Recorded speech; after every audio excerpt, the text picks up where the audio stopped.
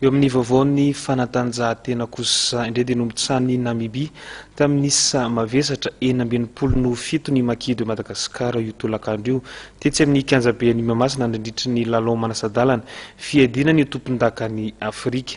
Tafita amin'ny lalao famarana araka izany Namibia izay eo amin'ny ekipa pirenena keniana.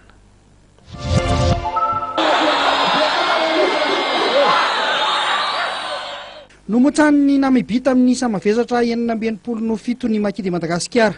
Nanatompo teo amin'ny alebean'ny vatana sy ny tanjaka ny Namibianina ka mora ho azy ireo nanatitra baolina nentanana. Teo amin'ny fidirana voalohany dia efa nitarika tamin'ny isa 37 ny Namibianina. Arak'izany dia tafita amin'ny lalao famaranana amin'ny fiadinany tompon-dakan'ny Afrika ho an'ny skajy 1A ity iry zareo Namibianina. Voalohany eo teo amin'ny vatana ny tena hita lesoko. Dia teo amin'ny hita koa zany fa tsy dia lalao tany anaty avana ohatran'ny nieritreretana azy izy fa tena taty amin'ny trois-quart antsika izy ny tena namaky.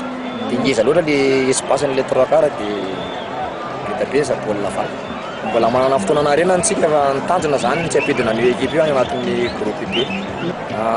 Somary etehatra amin'ny baolina gasy tsika zany hanao attaque jusqu'à l'aile. Iliady larana fahatelo mba tsy hidina any amin'ny sokajy be zany sisany maki izay eo amin'ny Zimbabwe amin'ny alahady zao.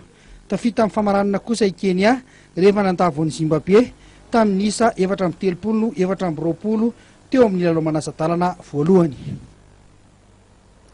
Tapitra ny vaovao zao alina izao isorany ianao mpijery tany atokantrano nahatra nijery hatramin'ny farany fampalalam-baovao teto amin'ny fahitalavitra MATV.